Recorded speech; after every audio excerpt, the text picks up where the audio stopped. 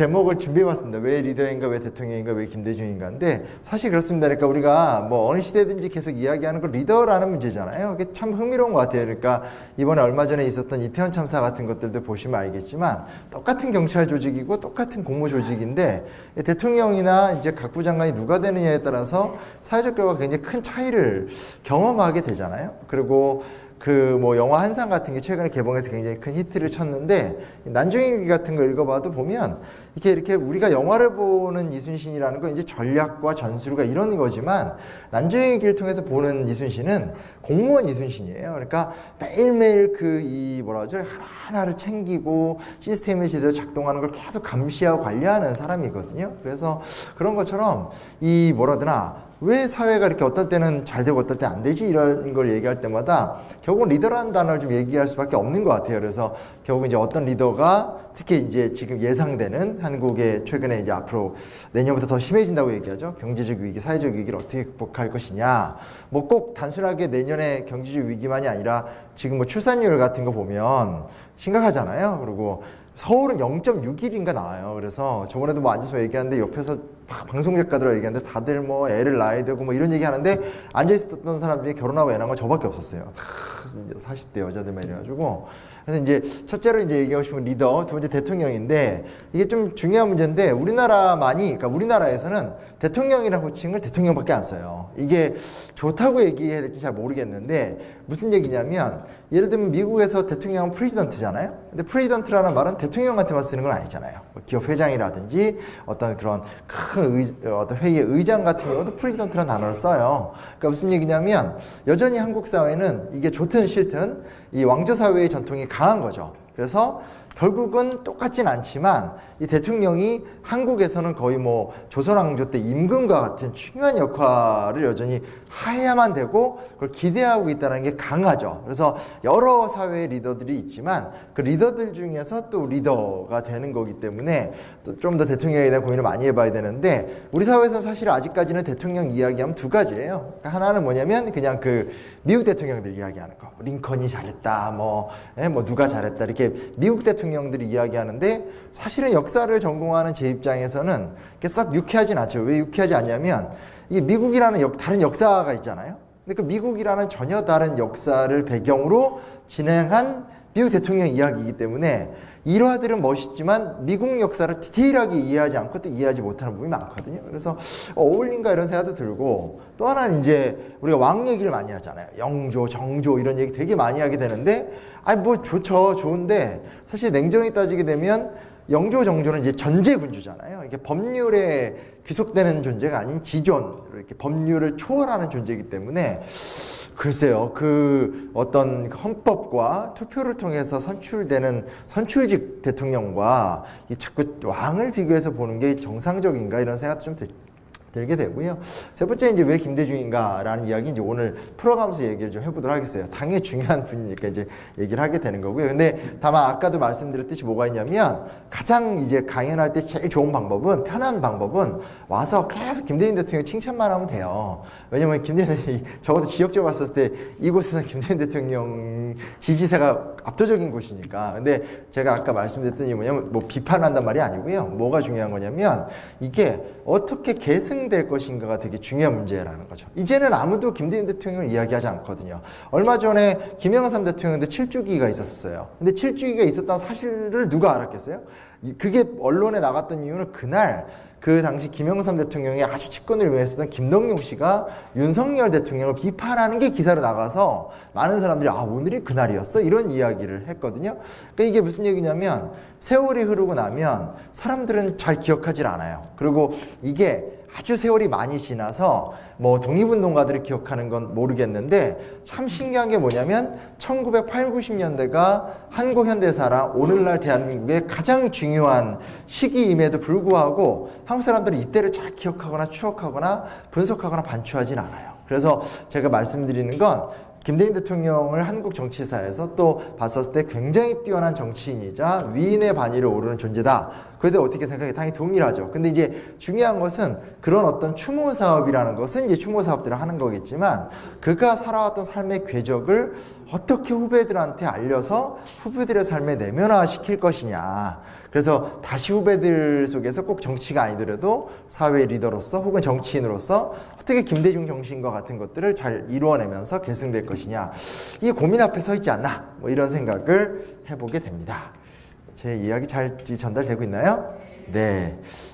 자, 얘기를 하나하나 해볼게요. 흥미로운 게 뭐냐면, 김대중 대통령의 특징입니다. 사진이 이제 많이 남아있는데, 잘 아시는 분 아시겠지만, 이제 사실 김대중 대통령은 언론에서 보던 김대중 대통령은 항상 좀 찌푸리고 있고, 굳어 있고, 그리고 이제 굉장히 좀 불편해 있고, 이런 언론 사진이 굉장히 많았어요. 그래서 아마 아시겠지만, 워낙 언론, 특히 조중동의 비판을 많이 받았기 때문에 굉장히 좋지 못한 형태의 사진들, 혹은 사진이 작죠. 그래서 예전에 저도 이제 기억나는 게 97년 대선 때 이럴 때 보면 이회창 후보는 막 사진이 많고 김대중 대통령은 안 나오거나 넘기면 막 그만큼 나오는데 찌푸린 모습들 이렇게 나왔는데 지금은 이제 그런 사진은 이제 인터넷 검색하면 거의 안 나옵니다. 이제 신문을 검색해 나오게 되는데 근데 이제 김대중 대통령이 남아있는 김대중 대통령의 어떤 그런 활발한 모습을 찍은 사진을 보면 김대중 대통령의 가장 인상적인 모습은 이 사진에서 보여주셨다시피 손동작이 강해요. 손동작이 굉장히 강해요. 이게 김대중 대통령의 가장 큰 특징입니다. 그래서 좀 이따 나오겠지만 이렇게 아예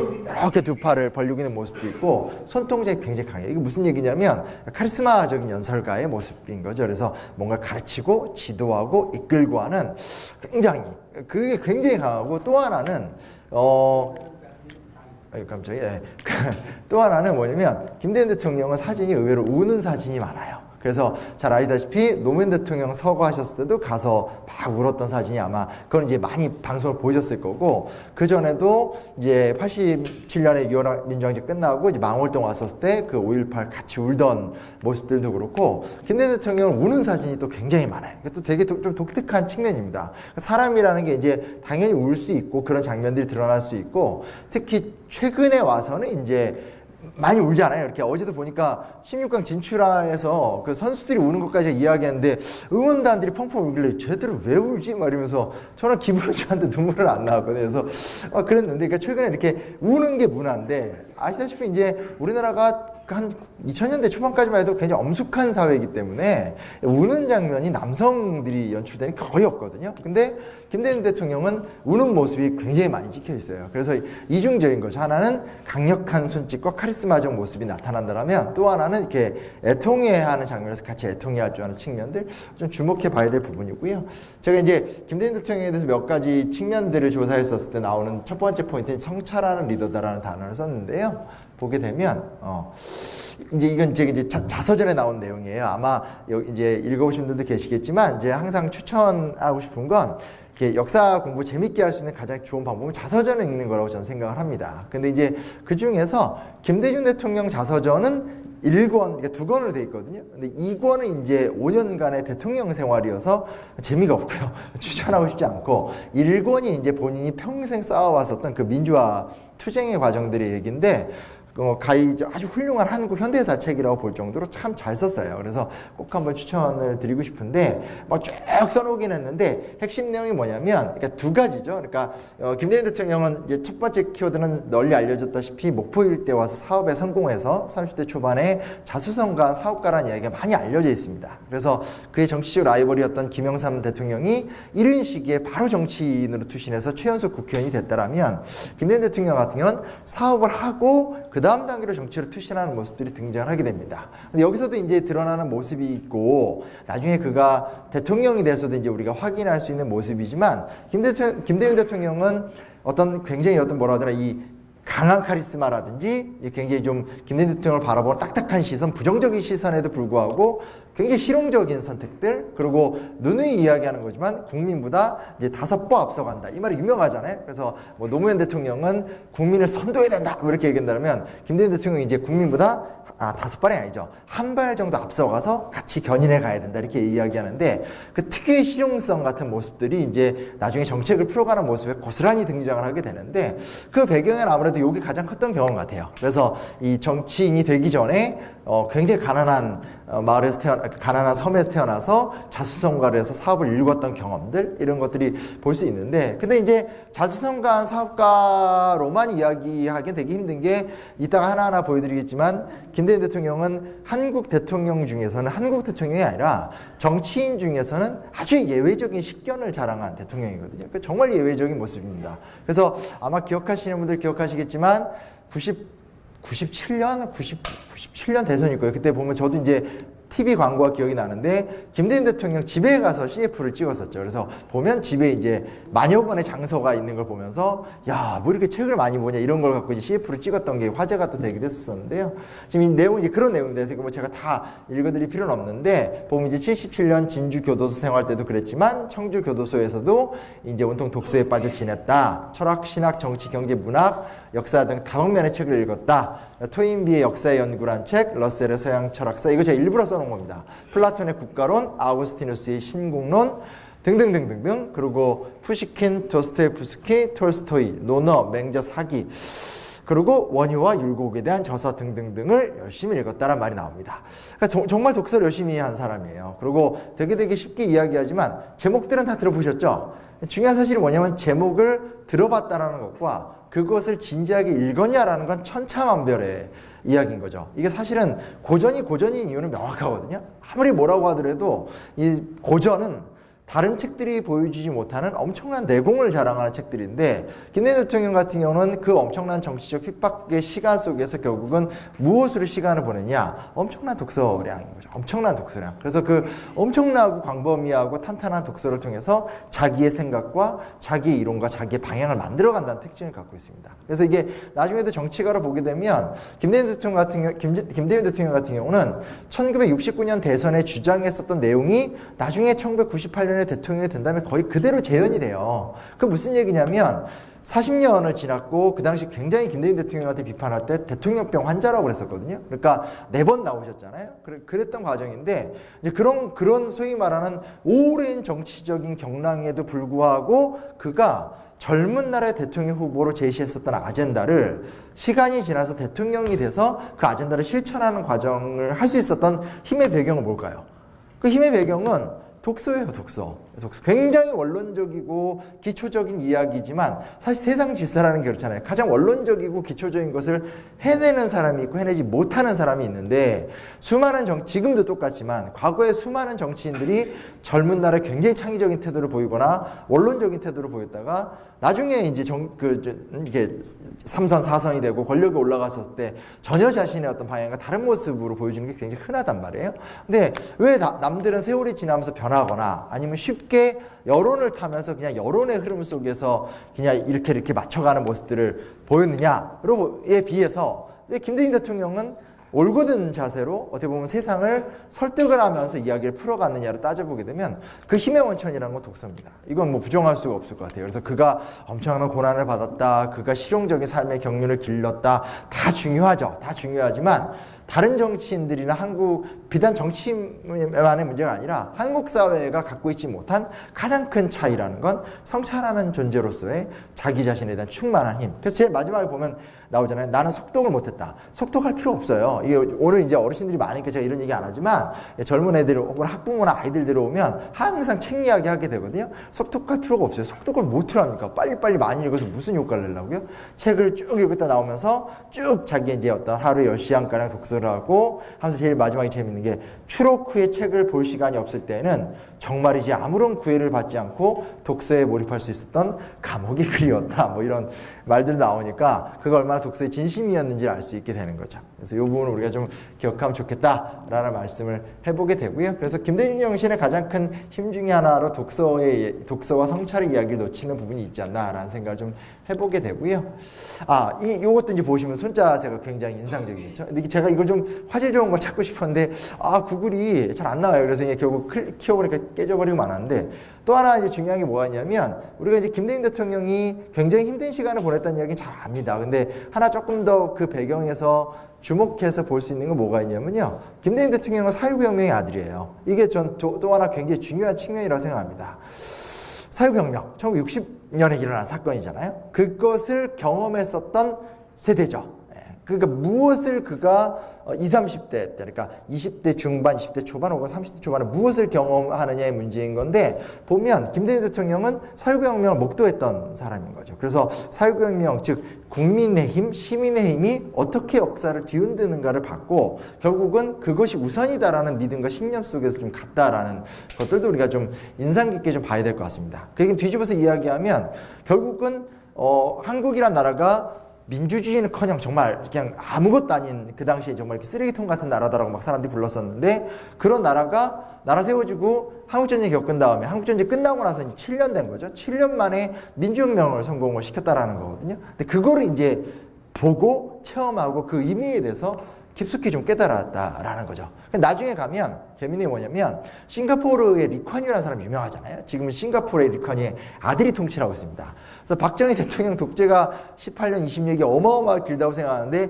리콴유는 45년인가 했거든요. 그렇지만 아들이 하고 있어요. 그러니까 말도 안 되는데, 지금 보면 싱가포르가 국민소득 10만 달러 뭐 이러는데, 이제 90년대 때 유명한 사건이 뭐냐면, 리콴유가 이런 인터뷰를 했었죠. 국제적인 저널에다가 아시아는 아시아의 가치가 있다. 유럽인들은 개인주의, 민주주의 이런 게 중요하다면 아시아 같은 경우는, 아시아인들은 공동체, 가족, 권위에 대한 복종, 이게 아시아 힘이다. 이렇게 하면서 아시아적 가치에 대한 것을 막 설파했던 때가 있었어요. 왜냐면 싱가포르, 홍콩, 우리나라, 대만이 워낙 그때 경제적 성공했던 게 서양 사람들한테 신기한 모습이었는데, 그거를 이제 대변했던 게 이제 그 리콴유 총리였었어요. 근데 이제 그에 대해서 이 김대중 대통령이 정식으로 이제 외국 언론과 인터뷰를 하면서 정식으로 반론을 제기했었죠. 그래서 그 당시 얘기했던 게 뭐냐면, 아니 아시아인들도 민주주의 가능하다. 성숙한 시민의식을 통해서 민주주의 가능한데 그건 말이 안 된다라고 하면서, 이제 논쟁이 서로 간의 국가 지도자들이었기 때문에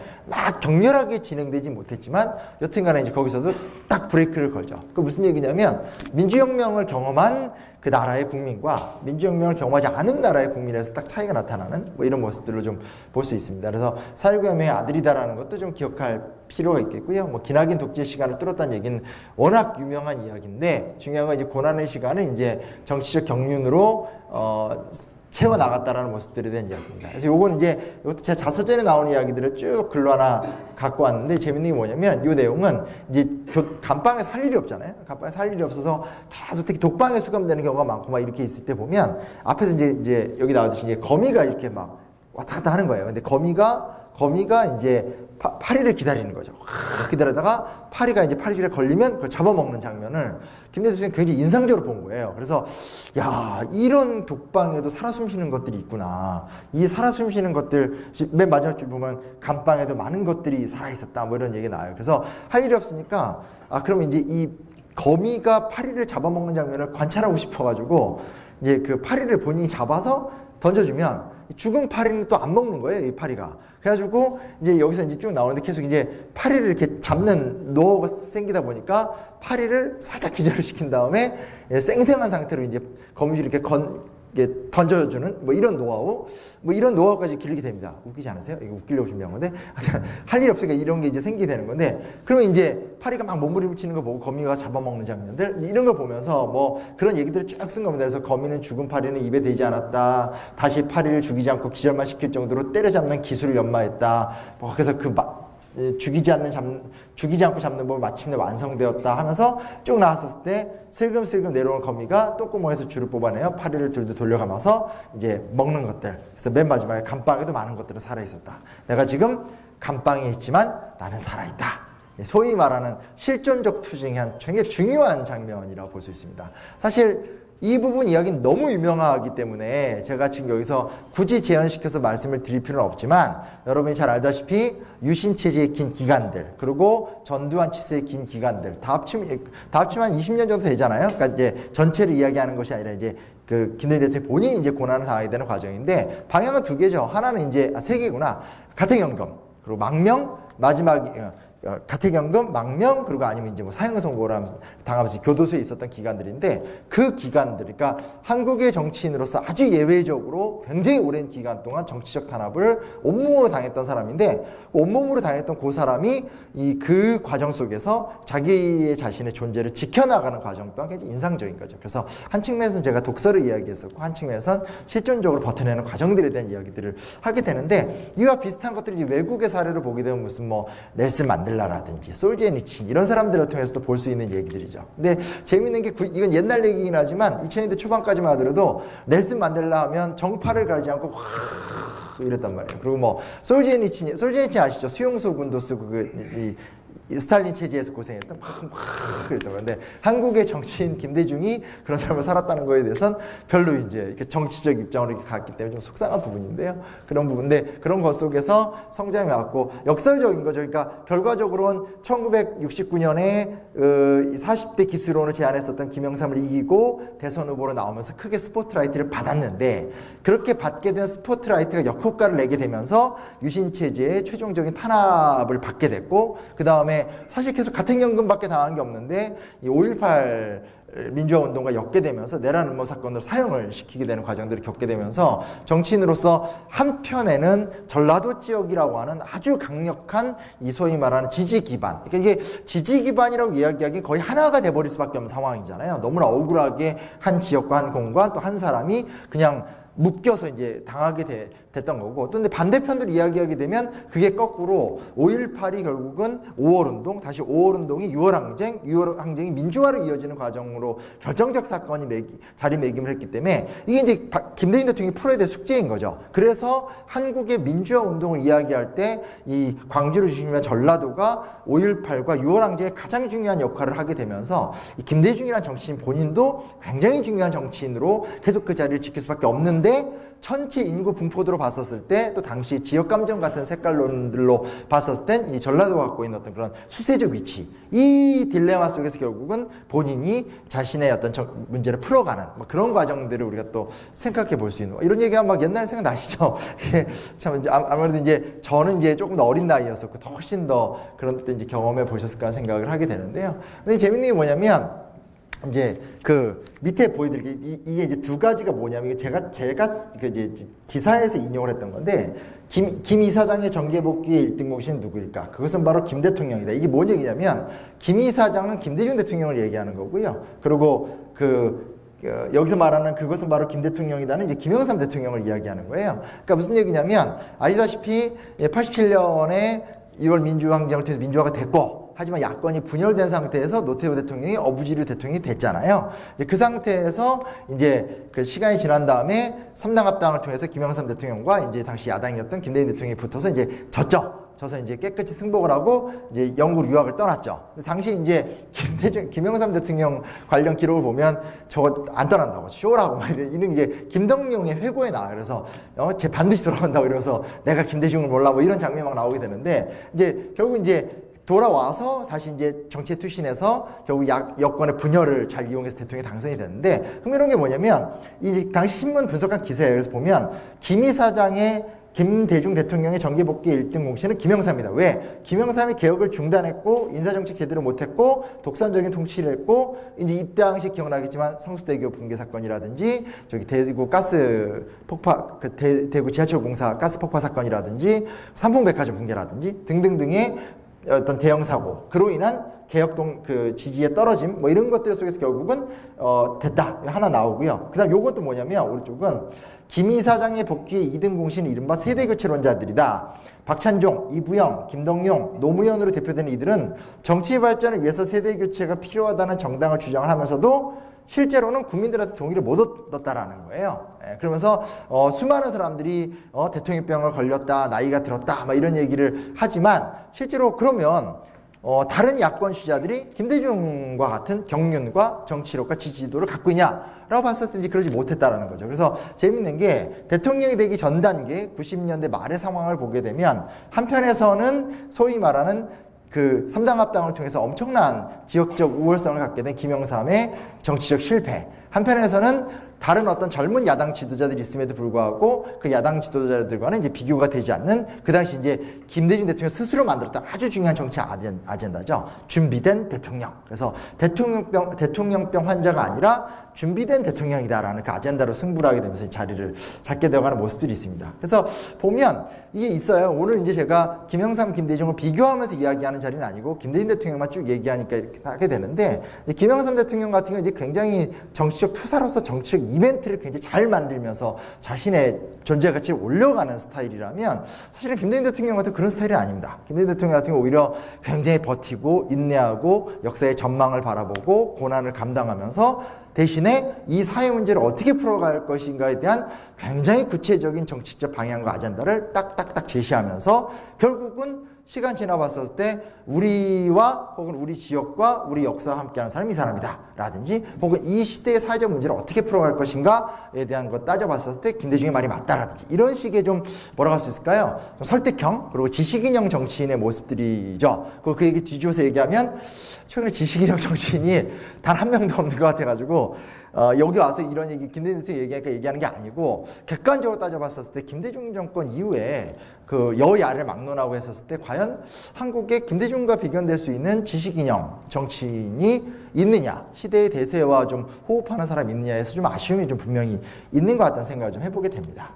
자, 뭐 여기까지 이제 좀 그 배경에 대한 설명을 해드렸고요. 배경이 너무 길게 했는데, 그래서 여기도 보면 이제 대통령 자서전인데 보면 나는 정책 승부에서 나는 기선을 제압했다라고 얘기하면서 쫙 그런 얘기들이 나오고, 보면 이제 언제나 본인이 얘기하는 건 난 실용적인 정책이다. 이걸로 이제 본인의 이야기를 만들게 되는데요. 제가 여기다 집권 1년이라는 말을 썼습니다. 이게 지금 이런 얘기 아직 제가 이제 정치 얘기는 잘 안 하는데, 하여튼 지금 대통령 바뀐 지 1년 안 됐잖아요. 근데 이제 되게 힘들잖아요. 네, 그래서 힘든 게 이제 뭐 사건, 사고가 터져서 힘든 것도 있지만, 사실 정말 뭐 정치적 지지를 막론하고 얘기하면 뭐 하고 있는지 모르겠다 이런 것 때문에 되게 힘들어하게 되는데, 5년, 그러니까 모든 구조가 결국은 현상을 결정짓는데요.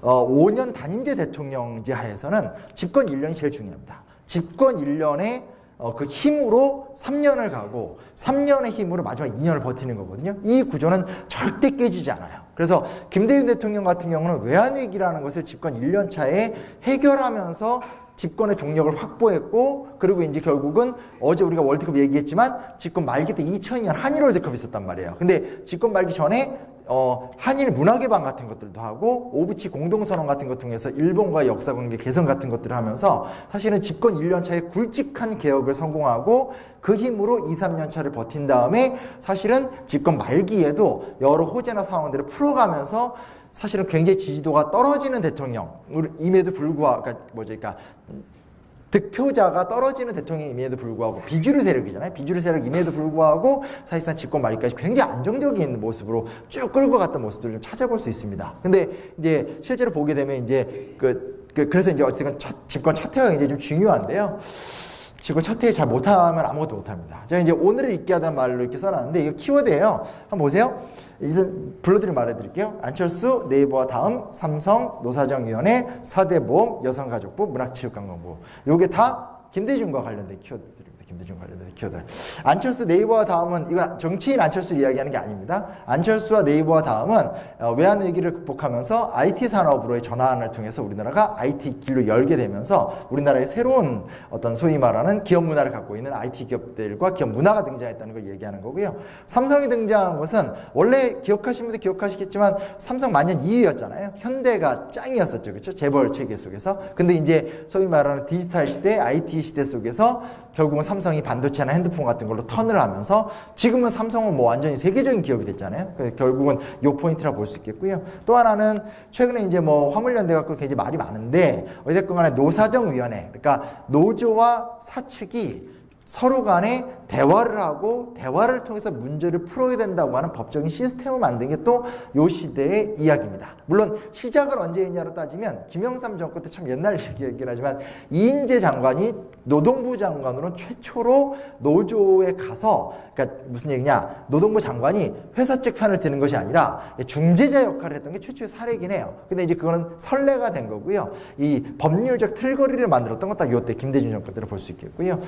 복지 시스템의 완성된 시스템을 만든 것들, 그리고 그러니까 이제 여성 정치인이나 여성 강요의 비율을 늘리는 것이 아니라 여성 가족부가 이제 등장하게 되는, 지금 또 이제 해체한다고 말이 많죠, 그렇죠? 하게 되는 거고, 문화체육관광부 같은 경우도 이제 이때 발전하게 됩니다. 이건 이제 박지원 씨가 이제 문화체육관광부 장관이 되면서 또 굉장히 그 위세를 갖게 되는데, 물론 문화체육부는 그 전에도 셌어요. 근데 그 전에 셌던 이유는 노태우가 옛날에 그 체육부 장관 이런 거 했었거든요. 근데 그때는 이제 독재 정권 때 올림픽이나 이런 것들을 유치하기 위한 수단으로 정권에 힘을 실어주면서 이게 좀 셌던 모습들이 이제 존재하게 되는 건데, 여기서 말하는 문화체육관광부는 그렇게 정권적 차원에서 큰 대회를 유치하는 걸 넘어서서 문화광국이라는, 그러니까 문화광국이라는 그 틀거리를 만들어내는 걸로서의 의미가 바뀌었다는 거예요. 그래서 그 당시에는 기억하시는 분들 기억하시겠지만 한일문화 개방 같은 것들 이야기할 적에 반발 굉장히 심했었거든요. 근데 한일문화 개방의 결과가 어떻게 됐어요? 오히려 한류가 성장하는데 굉장히 큰 힘이 됐잖아요. 그래서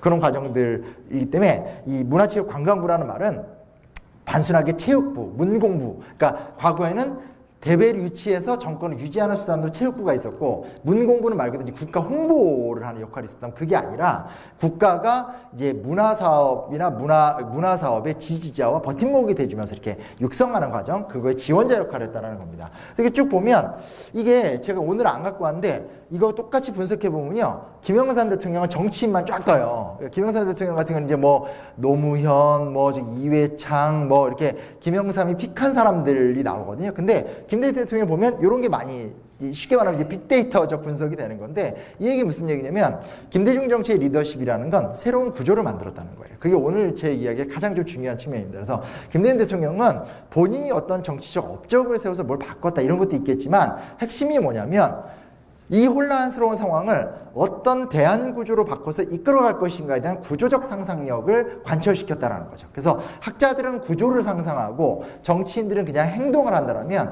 김대중 대통령이 갖고 있는 가장 독특한 측면은 본인이 이제 설계자이자 집행자로서의 굉장히 큰 리더십을 보여줬다는 거기 때문에 이런 키워드들이 들어간다는 건 되게 영예스러운 거죠. 다른 대통령들이 이런 키워드 잘 못 잡거든요. 그래서 이런 것들 좀 볼 수 있게 되고요. 하나하나 말씀드리도록 하겠습니다. 자, 이것도 자서전에 있는 건데 한번 말씀을 읽어드리도록 할게요.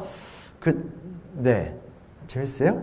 어떠세요? 네. 이게, 어디에서 유머를 해야 될지 잘 모르겠습니다. 이거 지금 주제가 심각하고요. 여기 이제 기념관에서 이야기를 하다 보니까 그냥 계속 차분하게 얘기를 하게 되는 것 같아요. 자, 보면, 외환위기는 오직 성장에만 매달려온 박정희 경제 모델의 종말을 가져왔다. 노동자와 중소기업의 희생 위에 지어진 전경유착의 부실 건물이 붕괴하기 시작했다. 이는 우리가 제대로 된 민주주의를 하지 않았기 때문에 어찌 보면 예고된 재앙이었다. 민주주의와 병행해서, 이게 되게 중요한 부분입니다. 민주주의와 병행해서 경제를 발전시켰더라면 정경유착과 관치금융을 불러들이는 대형 부정부패는 발을 붙일 수가 없었을 것이다. 시장경제를 하더라도 민주주의를 하지 않으면 결국 나라가 기울어지기 마련이다. 이게 사실 김대중 철학의 본질이 딱 들어간 장면이라고 보시면 돼요. 그러니까 잘 알다시피 외환위기가 있었잖아요. 97년 말에 이게 바람이 불어왔어요. 전 대학교 2학년 때인데 저도 기억이 나요. 왜냐면 그냥 이렇게 대학생 제일 처음 들어갔었을 때 소위 말하는 그 당시 명문대생이라 하면 입학만 하면 되던 때였었거든요. 그래서 들어가면 좀 학교에서 하던 얘기가, 야, 진짜 갈 데 없으면, 공부 안 하고 정말 갈 데 없으면 삼성 가, 이런 거 얘기하던 시절이에요. 그래서 이런 얘기가 요즘 젊은 애들이 막 충격받기도 하고, 저는 이제 성균관을 나왔는데, 저희 학교는 그 당시에 이제 지금 없어진 기업인데 63빌딩을 갖고 있었던 신동화라는 그 보험회사, 거기 그분이 제 대학생 때 총동창 회장이셨어요. 그래서 이런 거죠. 그러니까, 야, 진짜 4년간 놀고 학점 한 1점대 나오면 저기 신동아 그룹 가서 인사 한번 받아준다. 그러니까 이게 뭐 저나 저희 학교만 그런 게 아니라 소위 말하는 90년대 중반까지만 하더라도 한국이 워낙 호황이기 때문에 이런 얘기를 하던 때란 말이에요.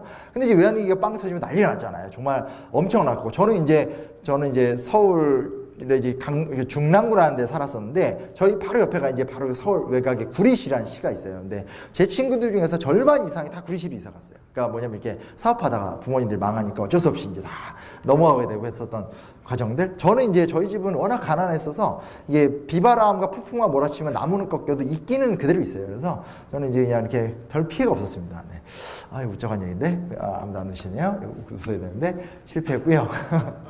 자, 근데 기억하시겠지만 이 당시에 김영삼 대통령에 대한 비난이 어마어마했었단 말이에요. 당연히 비난받을 수밖에 없죠. 정책가인데. 그래서 이게 이제 공식적 통계 지표로 남아있는 건 대통령 지지율 6%까지 떨어졌다. 근데 그 6%를 깼던 게 박근혜였다. 이런 화제가 됐지만, 저도 이때는 살아있었던 기억이기 때문에 이게 이렇게 타블로이드판 있잖아요. 1호 신문 같은 것도 이런 거 보게 되면 김영삼 대통령의 지지율 0.6% 뭐 이런 것도 봤어요. 그러니까 완전히 인기를 잃게 됐죠. 그래서 사실은 가장 좋은 방법은 뭐냐면 이 모든 원인은 김영삼 때문이고 내가 해결하면 된다. 이게 논리가 맞는 편이에요. 근데 여기서 되게 중요한 측면이 뭐냐면 김대중 대통령이 물론 그 선거 과정 속에서는 어떤지 모르겠지만 최종적으로 정리하는 과정들을 보게 되면 문제의 본질이라는 것이 김영삼의 들쑥날쑥한 리더십 때문이 아니라는 거예요. 그게 핵심이에요. 그래서 김대중 대통령이 보기에 가장 중요한 것은 문제의 본질이 지금 흥청망청 왔다 갔다 하는 김영삼의 불충분한 리더십이 아니라 오랫동안 쌓여온 한국의 첫 번째 관치금융. 관치금융이란 말이 뭔 말이에요?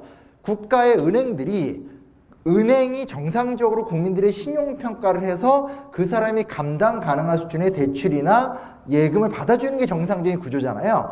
그거를 하지 않고 그냥 위에서 야 내려줘라. 뭐 해줘라 이런 식으로 하는 관치금융이 문제라는 거예요. 단적인 예가 한보그룹이잖아요. 유명한 그룹이죠. 그리고 지금 최근에 뭐 한보가 만든 서울의 음마아파트가 어쩌고저쩌고 말이 많은데 여튼간에 한보가 단적 예를 들게 되면 한보가 실제로 97년 2월인가 4월에 부도가 나요. 근데 그 당시 한보 사태 때 보게 되면 한보가 연간 매출액이 800억이에요. 근데 한보그룹 전체에서 금융으로 대출받은 게 얼마인 줄 아세요? 대출받은 돈이 17조예요. 이건 상상을 초월하는 금액이잖아요. 그렇죠? 그러니까 800억 매출 내는 회사가 17억을 받았어요. 최근에 이제 대장동 특검 때문에 말이 많은데 예전에 옛날 얘기지만 저기 노태우 대통령 때 수서 지구 비리 그 얘기 유명하잖아요. 그것도 정태수 회장이에요. 한보예요. 그러니까 무슨 얘기냐면 이미 정태수 회장은 한보그룹을 운영할 때 노태우 정권 때부터 큰 사고를 치던 게 언론에 공개적으로 드러났던 사람이거든요. 근데 97년 외환위기의 전조를 알리던 4월 달에 그 위기 때 터졌을 때 보니까 그런 격차가 나타나야 된다는 거죠. 근데 이게 왜 그러냐는 거예요. 은행장들은 정권의 아부를 보면서 정권에서 찍어주는 사람 갖다가 후원해주는 거고 동네의 지점장들은 똑같이 맞춰서 동네 유지들의 어떤 입김 속에서 돈을 집행하게 되니까 실질적으로 이게 제대로 된 경제정책 운영이 안 된다는 거죠. 첫째는 관치금융. 그럼 관치금융이 왜 시작됐어요? 박정희 대통령 때부터 시작이 된 거죠. 물론 시작에 대한 변명도 할 수 있어요. 그 당시 우리나라 경제가 힘들었고 국가가 나서서 보증을 서서 그랬다. 근데 이제 문제는 이게 장기 독재가 되면서 이게 고착화가 되는 문제가 생겨버리게 되는 거잖아요. 두 번째, 보면 그 다음 뭐냐? 바로 이어지게 되는 게 정경유착이란 말이 나온다는 거예요.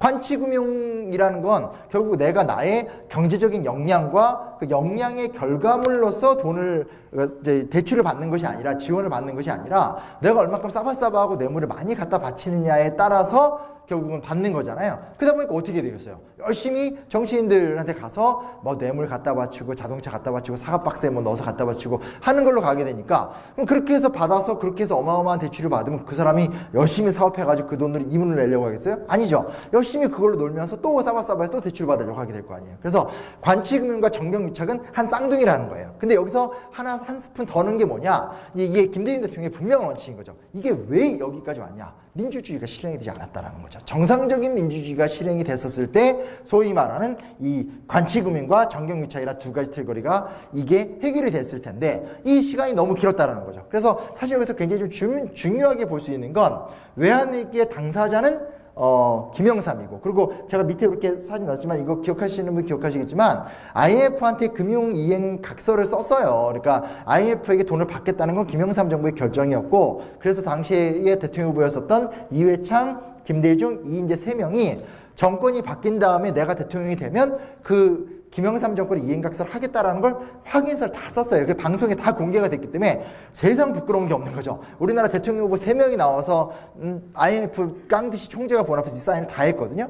근데 이제 그럼에도 불구하고 김대중의 타겟이라는 건 김영삼이 아니라 박정희를 향했다라는 것. 즉 구조를 바꾸겠다라는 것이 굉장히 좀 우리가 주목해서 볼 만한 부분이라고 할 수 있겠고요. 그래서 이제 결국은 이제 여기서 나타나는 게 이제 관치금융 해체죠. 최근에 이제 얼마 전 나왔지만 지금 요즘에 이제 뭐 주식인데 굉장히 관심이 많으니까 3프로TV 보시는 분들은 아시겠지만 최근에 이제 너무나 이 경기 불황이 예상되니까 은행 적금 금리로 확 바꿨잖아요. 그러니까 얼마 전에 보니까 나라 경제는 굉장히 위기인데 우리나라 은행들이 그 예금 그 이율 올려주고 그 금리 올린 걸로 해서 46조가 이득을 봤다라는 거예요. 그래서 이제 정부가 그렇게 가지 말라고 압력도 넣고 막 이렇게 나왔었는데 그게 무슨 얘기냐면 이젠 정말 금융권이 이제 알아서 막 돌아가게 되는 거죠. 그래서 이 당시도 보게 되면 당시에 이제 98년에 모든 기사를 보게 되면 가장 많이 김대중 대통령이 하는 게 뭐냐? 계속 은행을 통폐합시킨 다음에 은행장들에게 자율적 권력을 계속 부여해 주는 거예요. 눈치 보지 말고, 기업 총수 눈치 보지 말고, 정치인들 보지 말고, 그 사람과 이 기준의 신용 기준을 보고 대출을 집행해라.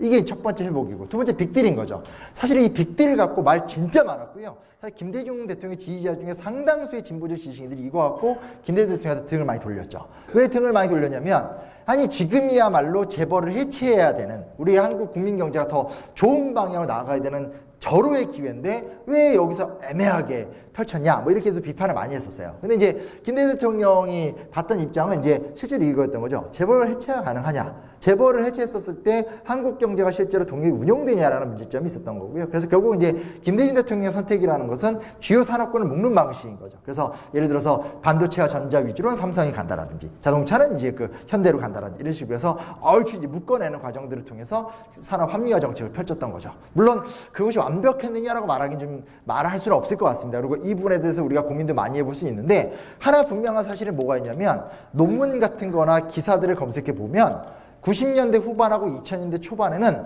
정말 재벌개혁 얘기가 많이 나와요. 근데 지금은요, 재벌개혁과 관련 논문 한 편도 없습니다. 한 편도 존재하지 않습니다. 즉 지금은 이런 거잖아요. 그러니까 이번에 쓱닷컴, 저기 멸콩을 외쳤었던 이재용이 아닌데, 저기 신세계 그분 있잖아요. 그분이 이제 이번에 야구 우승 막 난리 났잖아요. 그리고 이제 이재용 뭐 하고, 그러니까 지금은 국민의 전반적인 정서 자체가 재벌이 없으면 못 산다, 재벌이 의탁에 살아야 된다, 재벌을 후원해준다. 이게 압도적 정서인 거예요. 그러니까 이건 이 사실 자체를 김대중 대통령한테 저는 책임을 돌릴 수 있다고 생각하진 않아요. 왜냐면 이 당시에 급박하게 문제를 해결할 과정 속에서 어느 정도 산업 합리화가 됐다라면 그 다음 단계로 산업이 어떻게 개혁될 것인가를 좀 따져볼 필요는 있는 것 같은데, 여튼간에 이 당시에 이제 빅딜을 통한 일정 정도의 재벌 개혁에 성공을 합니다. 다만 이제 중요한 사실은 뭐냐면, 이제 아마 김대중 대통령이 그렇게 생각했던 것 같아요. 이렇게 가더라도 이런 것들이 사회보장이나 어떤 노사정위원회 같은 걸 통해서 충분히 컨트롤 될 수 있을 거라고 생각했는데, 그렇게까지 가지는 않았다라는 것도 우리가 좀 생각해 볼 수 있습니다. 요거 볼 수 있고요. 그 다음에 이제 여기 이제 미국식 모델을 수용하는 거죠. IT 벤처 산업으로의 전환. 이게 IT 벤처 산업으로의 전환이라는 건 너무나 유명한 얘기니까 다시 할 필요는 없는데, 여기 이제 이건 클린턴 대통령입니다. 클린턴 대통령과 김대중 대통령인 거죠. 하게 되는 미국식 기업 문화 연봉제 시스템. 흥미로운 게 김대중 대통령이 아예 그 재벌개혁 얘기할 적에 클린턴 대통령이 앞장세우고 그랬었어요. 인터넷 신문 검색해 보시면 방한한 클린턴 대통령을 설득을 해서 클린턴 대통령이 국회에 올라가서 혹은 이제 기업인 간담회 자리에서 이 김대중식 개혁을 받아들여라, 재벌을 개혁해라, 이런 얘기를 다 해줘요. 그러니까 무슨 얘기냐면, 이 굉장히 현실적 실용주의자이기 때문에 이해관계를 조정을 잘한 거예요, 김대중 대통령이. 그러니까 이런 거죠. 미국은 한국이라는 신흥국가가 지금 삐끗했잖아요. 이 삐끗한 걸 이용해서 금융시장을 개방시켜버리고 세계화를 시켜버려서 소위 말하는 한국의 자본에 미국 자본이 진출하는 게 이 당시 미국의 목표란 말이에요. 그걸 지금 막아낼 수 있는 방법은 없어요. 왜냐면 이미 IMF 이행각서 써버린 상태이기 때문에. 근데 반대편에서 김대중 대통령이 뭐예요? 이 미국의 힘을 받아들여서 관치금융을 해소하고, 그리고 저기 뭐죠? 그 정경유착의 뿌리를 뽑고 또 새로운 기업 모델을 넣고 싶은 거죠. 요 딜을 클린턴 대통령이 굉장히 조율있게 잘했다라는 거예요. 그러니까 이제 거기서 합의를 봤기 때문에 클린턴 대통령이 와가지고 재벌개혁은 이 시대의 과제다, 김대중의 정책을 난 무조건 지지한다, 이런 연설들을 다 했다라는 거죠. 그래서 그런 것도 좀 살펴볼 수 있는데, 여기서 이제 김대중 대통령의 실용적 선택 중에 하나는 뭐가 있냐면, 미국식 기업 문화예요. 연봉제죠. 그러니까 옛날에는 호봉제의 서열 구조였었잖아요. 이걸 다 깨는 거죠. 그리고 이걸 깨는 거에 김대중 대통령이 집중할 수밖에 없었던 이유는 뭐냐면, 연공 호봉식을 갔더니 이 소위 말하는 부정부패가 너무 많다라는 거죠. 그렇다면 미국식 연봉제를 통해서 내가 열심히 해서 성공하고 하게 되다 보면 소위 말하는 청교도 모델인 거죠. 부의 근면성이라는 원칙을 확보하게 되면서 이 정경유착의 근본적 고리들을 많이 해소할 수 있을 것이다. 이 효과는 굉장히 큽니다. 두 가지 이중적으로 큰 건데요. 하나는 알다시피 지금 이미 뭐 예를 들어서 안철수 같은 사람은 이미 굵직한 정치인이 돼버렸잖아요. 그래서 정치인을 배출하는 경우도 있고요. 꼭 정치인을 배출하지 않더라도 NC소프트, 네이버 뭐 등등등 IT 기업들은 대기업들의 기업 문화랑 상당히 다르죠. 그리고 대기업들도 사실은 예전과 같은 그런 정경유착의 기업 모델에서 많이 벗어났거든요. 그러니까 사실은 미국식 기업 문화의 정착을 통한 정경유착의 해소라는 목표에 대해서는 일정 부분 도달을 했다고 볼 수 있습니다. 다만 이것도 똑같아요. 의미 있으면 안 되죠.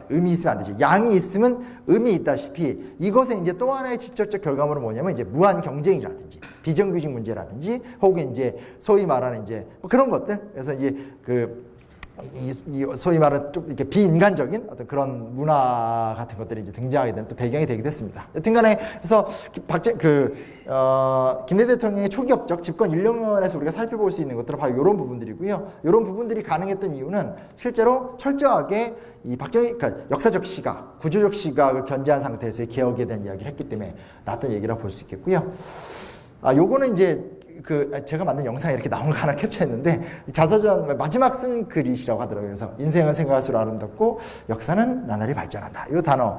되게, 이건 정말 매력있지 않나요? 이거 여기 약간 팬심인데, 세상 고생이나 고생은 다 한 사람이고, 본인 인터뷰 보면 그래요. 나에 대한 찌라시와 욕을 종이장을 다 쌓아놓으면 1억 장이 넘을 것이다. 옛날에 왜냐면 저희 집안이 이제 보수적인 집안에 저도 자랐기 때문에, 김대중 대통령 정말 빨갱이 이렇게 막 생각하던 때가 분명히 있었거든요.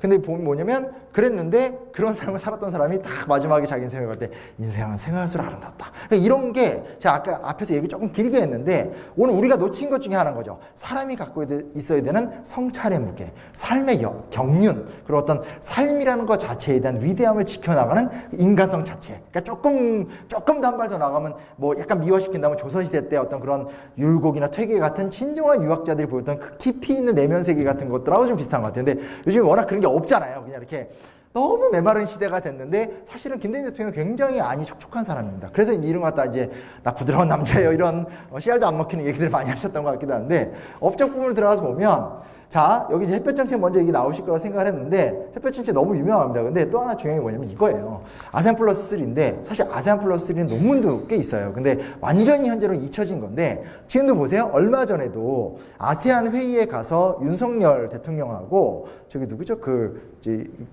기시다 총리랑 막 회담하고 그런 거 보셨죠? 이게 뭐냐면, 아세안은 원래, 아세안 뭔지 아시죠? 동남아시아 국가들 연합인데, 아세안은 원래는 반공주의 단체였었어요. 그러니까 아세안은 태국이나 필리핀 같이 이 공산주의에 반대하는 세력들이 연대를 했던 건데, 가만히 시간이 지나서 보니까 더 이상 이념 문제도 중요한 것 같지 않고, 아니 우리 동남아시아가 중국한테도 치이고, 그리고 미국한테도 치이고, 이거 개판인 거예요. 그래서 동남아시아 지도자들이 생각을 한 거죠. 우리가 이렇게 가면 안 된다. 위, 아래, 옆에 다 강대국이잖아요. 인도, 중국, 미국. 그러니까 아세안이 연대를 해서 아세안의 이득을 구하면서 적절하게 이제 열강들을 이렇게 견제해야 된다. 이런 생각을 하게 돼서 아세안은 새롭게 바뀝니다. 그러면서 이제 냉전이 붕괴되면서 베트남이나 라오스, 캄보디아가 다 아세안에 들어오죠. 그래서 아세안이 활발하게 발전하고요. 지금은 아세안이 AEC라고, 요거 아닙니다. AEC라고 아세안 이코노믹 커뮤니티, 그러니까 아세안 경제 공동체로 업그레이드가 됐어요. 그러니까 굉장히 협력 관계가 심화가 돼서 AEC, 아세안 경제 공동체로 올라갔는데, 이 김대중 대통령 당시 아이디어가 뭐냐면 아세안을 이용하자는 거예요. 김대중 대통령이 가장 중요시 여겼던 것 중에 하나가 뭐냐면, 아까 제가 슬쩍 넘어갔지만 69년 대선 때 4대국 안전보장론이라는 걸 얘기했단 말이에요. 그게 뭐냐면, 우리가 분단을 강조하는 반공만 이야기하지 말고 이 남북한의 남북관계를 개선하는데, 남북한 간의 관계만 개선하는 것이 아니라 주변 국가들도 우리 문제에 간섭을 하면서 모두가 좀 더 평화에 대한 이데올로기, 그러니까 평화는 약자의 무기거든요. 강자는 힘이 좋으니까 힘 될 때 찍어 누르면 되잖아요. 근데 평화는 약자의 무기. 즉 평화를 이야기할 때 강자는 멈칫할 수밖에 없고, 함께 수기하자고 할 때 강대국들이 자기네 이해관계만으로 행동을 못하게 되는 거죠. 그래서 최대한 많이 끌어들여서 문제를 안정적으로 풀어가자의 문제인데, 그게 이제 김대중 정부 때 육자회담으로 개생이 되는데, 그건 남북 정책인 거고, 동남아시아 쪽으로 어떻게 가냐면, 아세안은 딱 아세안들만의 모임이잖아요. 근데 김대중 대통령이 제안을 해요. 어떻게 제안하냐면, 이때 할 때 한중일의 정상에 가서 밥 한번 먹자는 거예요. 별게 없어서 그냥 밥 한번 먹자는 거예요. 그래서 그 당시에 이거를 받아들였던 게 오부치 일본 총리, 그리고 지금 잊혀진 이름이지만 주룽지라고 혹시 기억하세요? 주룽지. 저 어렸을 때 막 누룽지 이렇게 기억하고 그랬었는데, 중국 혐오 발언 아닙니다. 하여튼 어린 나이라고 생각했었는데, 셋이서 만나서 식사를 하게 되고, 그 식사하는 자리에서 이제 오부치가 우리 정례회담을 하자 해서, 그 다음 아세안은 다시 또 만나면서 이게 정기 회의가 돼요. 그러니까 또 세 번째 자리에 가면 이게 원래 주거니 받거니 하니까, 이번 주룽지 총리가 그러면 우리 정상들만 만나지 말고 이 장차관급의 고위급 회담을 하자고 제안을 해요. 근데 그때 김대중 대통령이 뭐라고 했냐? 동아시아 포럼을 만들자라고 제안했어요. 그러니까 무슨 얘기냐? 계산이 돼 있던 거죠. 셋이 만나서 합의를 보고 시스템이 됐었을 때, 단순하게 그냥 이렇게 하는 것이 아니라 동아시아라는 전체 틀을 보면서 동아시아 전체의 이해관계와 평화 번영을 위한 컨센서스를 만들자는 제안을 하게 되고, 그걸 이제 오부치와 주룽지가 흔쾌하게 이제, 오부치는 이제 실각으로 나오면 그 다음에 후진타운과 누가 했었었나, 아무튼 하면서 이제 세팅이 됐기 때문에, 우리가 보통 김대중 대통령의 외교 업적하면 워낙 외교 업적이 탁월하긴 한데, 보통 생각하는 게 햇볕 정책이잖아요. 햇볕 정책인데, 실제로 보게 되면 아세안 플러스 3, 즉, 외곽에서 남해 잔치에 가서 우리랑 중국과 일본이 껴서 동남아시아랑도 친하게 지내고, 그리고 한중일도 친하게 지내고라는, 무슨 전술이라고 표현하죠? 일단 새로운 형태의 전술에서 굉장히 큰 성과를 올렸다라는 거예요. 그러니까 남해 잔치도 잘 되고, 문재인 정권 때 신남방 정책이란 말 썼잖아요. 그죠? 그래서 동남아시아랑 유대 관계도 강화시키되 한중일도 또 별도로 잘 해나가자. 다만 이거를 지금 똑같이 실행하는 데는 한계가 있습니다. 왜 지금 똑같이 실행하는 데 한계가 있냐? 이때는 일본이 경제적으로 탑이었었고요. 일본과 중국의 경제 격차가 별로 크지 않을 때예요. 그리고 우리나라가 일본, 중국의 절반을 하던 때예요. 그러나 지금은 알다시피 중국이 완전히 제꼈죠. 그렇죠? 일본 제껴서 미국과 비등한 때가 되는 거고, 또 한중일의 경제 격차가 너무 커요. 그리고 삼국의 문화 분위기를 보더라도 실제로 중국은 굉장히 호전적 민족주의, 그리고 일본은 혐한, 한국은 반중 반일 정서가 강하죠. 즉 삼국의 국민들이 기본적으로 서로를 모르면서 싫어해요.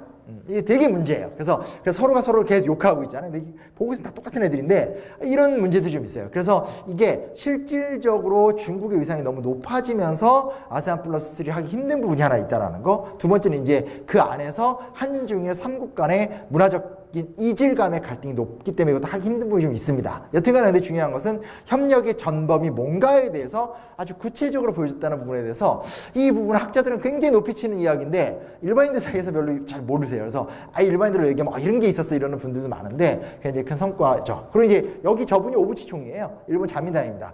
이게 우리가 되게 중요한 문제가 뭐냐면 전 역사 전공했잖아요. 그러니까 저 굉장히 반일 정신이 강할 수밖에 없어요. 왜냐면 전공이 그거니까. 그러니까 맨날 배웠던 선생님들도 그러니까 다 밀어부셔야 돼, 죽여야 돼, 일본 다 틀었고 이런 게 되게 훈련이 됐었단 말이에요. 근데 이제 잘 알다시피 세월이 지나고 시간이 흘러가면서 이게 역사적 문제로 모든 걸 다 한중일 관계를 해결할 수도 없고, 나에게 이것은 심각한 문제지만 상대방한테 그렇지 않은 문제들도 이렇게 복잡하다는 사실을 깨닫게 되면서 입장이 조금씩 좀 조심스럽게 생각이 바뀌게 되는데, 뭐가 있냐면 이런 거 있죠. 오부치 자민당이에요. 그럼 우리는 자민당은 뭐가 떠오르세요? 자민당은 그냥 군국주의의 망령 이래버린단 말이에요. 근데 군국주의라는 건 30년대 때 나타났던 일본의 아주 특별한 극우주의 경향인 거고, 그냥 우파죠, 우파. 자민당 우파, 보수 우파. 그래서 메이지 유신을 막 미화하고, 메이지 유신을 굉장히 중요시 여기고, 강한 일본을 이렇게 숭배하는 건데, 하나 중요한 게 뭐냐? 자민당 내에 오부치나 혹은 노태우때 나카소네라는 사람 이름 혹시 기억나세요? 나카소네라든지, 혹은 이제 이 사람은 이제 끝났지만 우리나라 요즘에 와서 사과 많이 하는 하시모토 민주당 총리라든지, 이런 사람들은 뭘 갖고 있냐면 아시아주의라는 걸 갖고 있어요. 그러니까 일본인이지만 일본인으로서 우리 일본이 짱이야 뭐 이런 게 있긴 하지만, 야 우리가 언제까지 미국의 충견으로 지낼 거야? 좀 한중일이 좀 사이좋게 지내면서 좀 이렇게 견제하면서 우리 아시아가 좀 잘 돼야 되지 않아? 라는 게 사실은 일본의 정치인들, 특히 자민당이나 보수적 정치인들 사이에서 꽤 있어요. 근데 사실 그거를 김 대통령이 이제 본 거죠. 그래서 그걸 딱 찌른 거죠. 그래서 그거를 오부치가 굉장히 전향적으로 받아들이게 되면서 과거의 문제에 대해서 통절하게 반성하는 마음을 갖겠다. 그리고 이제 김 대통령이 그 말의 진정성을 인정하고 이제 미래로 가겠다. 합의를 받죠. 근데 이게 이제 서로 양자가 이제 안 지켜가면서 지금 문제가 생기게 되는 거지만, 그리고 그때 이제 통절이라 말했을 때 우리나라 이제 강경파, 저도 그때 그런 입장이었는데, 이 통절하다는 표현이 너무 부족하다. 더 사죄하는 표현해라. 이렇게만 얘기했는데 사실은 굉장히 큰 발언이었었어요. 근데 어찌됐건 간에 그래서 오부치와의 협력을 통해서 이제 한일 관계의 최고의 전성기도 또 이때의 모습을 우리가 또 살펴볼 수가 있게 됩니다.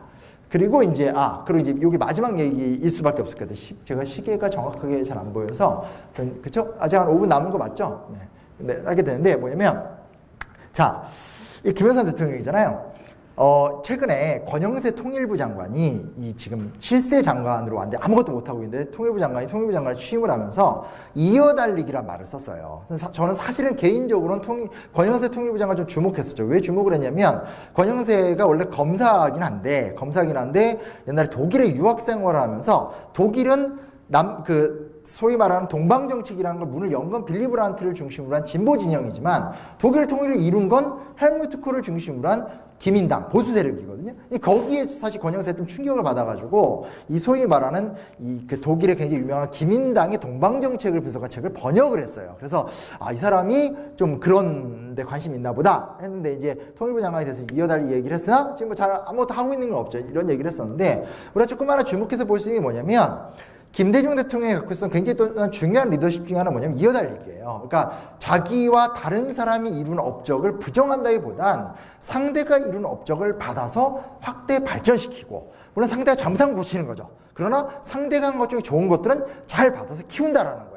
이걸 우리가 많이 놓치고 있는데 이게 또 하나의 어떤 김대중의 현실적 이상주의자인 거죠. 이상을 이루지만 현실성 속에서 실용적으로 간다라는 건데 실제로 보면 뭐 김영삼 대통령의 대표적인 업적이 금융실명제 3개와 이런 거잖아요. 근데 보면 보세요. 우리가 금융실명제 하면 나라의 정상화 정도로 생각하는데 금융실명제 그 다음에 뭘 한 줄 아세요?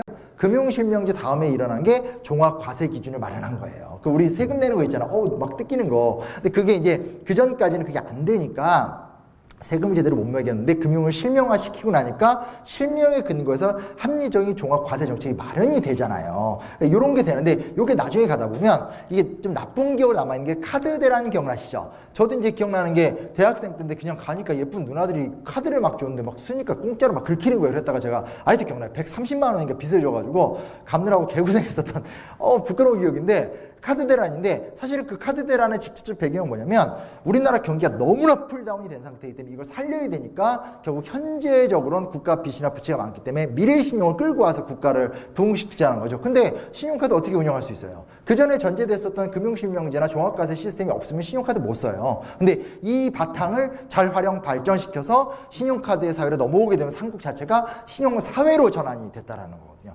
IT 기업 굳이 따져볼까요? 정보화 정책과 우리 예전 이거 정말 옛날 얘기인데 메가패스니 두루넷이니 이렇게 그 망 깔리는 거 있죠? 망 깔리는 정책 같은 정보화 사업은 김영삼 정권 때 나왔던 이야기예요. 개념 자체는 노태우 때 나왔고 김영삼 정권 때 망 사업이 굉장히 많이 바탕이 돼요. 근데 그거를 직접적으로 활용해서 꽃을 피운 것도 김대중 대통령이에요. 이런 것들을 보게 되면 그리고 항상 이야기하는 것이 하나 뭐냐면 햇볕 정책 하면 햇볕 정책이 거의 김대중 대통령이 지금 창조물처럼 돼버렸는데 사실 우리나라의 햇볕 정책 누가 제일 처음 시도했었어요? 똑같지는 않지만 노태우 정권 때 광범위한 남북기본 합의서를 맺는다라든지 한반도 비핵화 선언을 한다라든지 팀스프리트 훈련을 중지시킨다라든지 물론 그때는 냉전에서 완전 북한이 수세적인 상황이기 때문에 김대중 대통령이 북한과의 정책을 펼칠 때는 좀 상황이 달라요. 다르지만 어찌됐건 간에 소위 말하는 보수 정권의 지도자가 종래 입장을 바꿔서 그런 걸 시도했단 말이에요. 김영삼 대통령 때 핵이기 때문에 왔다 갔다 했다 손 치더라도 제일 처음에 김영삼 대통령이 딱 대통령이 된 다음에 제일 처음에 딱 나와가지고 했던 얘기가 민족을 우선하는 거 없다. 리임모 조건 없이 송환. 나중에 이제 합의를 못했지만 결국 이제 누구죠?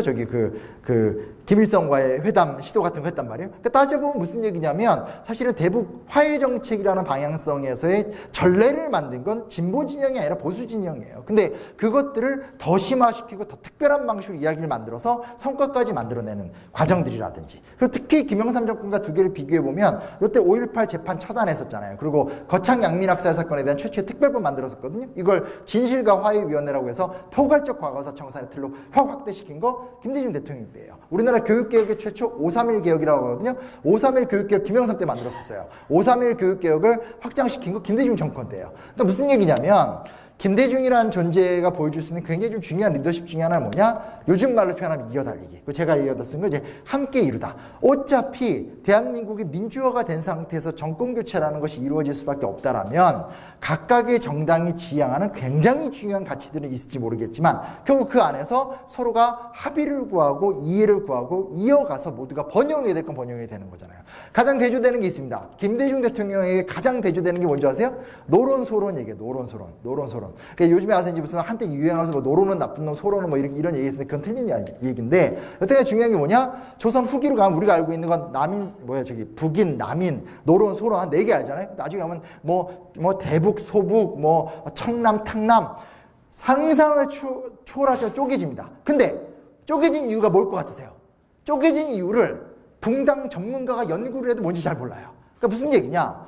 조선 후기에 한국의 정치가 실종되는 과정을 보게 되면 이걸 이제 일본 애들이 당파성론이라 해서 굉장히 민족성을 나쁘게 표현하면서 이 말이 굉장히 부정적이 됐지만 객관적으로 보더라도 조선 전기에 비해서 조선 후기의 정치가 실패했었던 이유는 조선 후기로 가면 그냥 계속 쪼개는 거예요. 계속 쪼개고 합의하지 않고 수기하지 않고 동의하지 않고 그러면서 누가 바뀌면 반대 정책.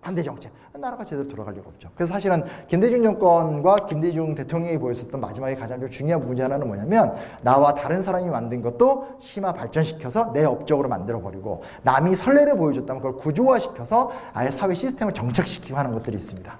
마지막 발언 간단하게 하겠습니다.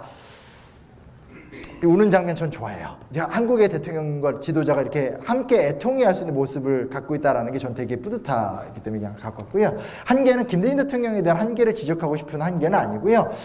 이게 사회가 많이 바뀌었어요. 그리고 그 당시에 심각하다고 여겨지지 않았던 문제들이 지금 되게 많이 등장합니다. 대표적인 게 관료의 힘이 너무 세진다라든지 아니면 이 비정규직 문제 같은 경제적 문제들, 그리고 뭐 집값 문제라든지 또 너무나 지나친 서울 집중성 문제 같은 것들 이런 것들이 있고요. 또 반대편에서 문화적 현상 보게 되면 이거 뭔지 아세요?